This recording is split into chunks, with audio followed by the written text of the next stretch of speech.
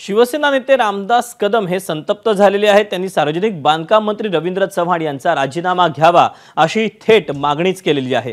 रवींद्र चव्हाण हे कुचकामी मंत्री आहेत असं देखील रामदास कदम यांनी म्हटलेलं आहे। मुंबई गोवा महामार्गाच्या दुरावस्थेवरून रामदास कदम यांनी संतप्त होऊन ही मागणी केली आहे। रामाचा वनवास 14 वर्षात संपला, कोकणवासियांचा कधी संपणार असा उद्विग्न सवाल देखील रामदास कदम यांनी उपस्थित केला आहे।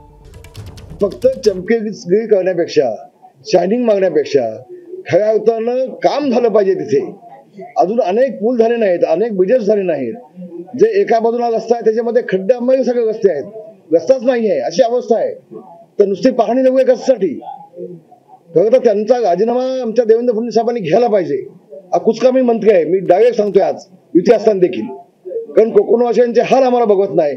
कोकणाची माणसं आम्हाला राब विचारतायत, रामदास भाई तुम्ही काय करताय? युतीमध्ये रामदास कदम यांनी देखील युती असताना देखील घरचा आयोग दिला। ही बातमी तुम्ही आता देणार मला जी कल्पना आहे, पण माझा नाईलाज आहे त्याला। दरम्यान या सगळ्यावरून संजय राऊतांनी देखील निशाणा साधलाय, पाहूया। महामार्गाचं दुःख हे कायम आहे। विशेषतः गणपतीचा सण आला की त्या रस्त्यावरून कोकणाकडे गोव्याकडे जाणारे आपले जे मराठी बांधव आहेत त्यांचे काय हाल होतात त्याचा मी स्वतः एक साक्षीदार आहे। कारण मी स्वतः कोकणात गावाला जातो गणपतीसाठी, मला माहिती आहे।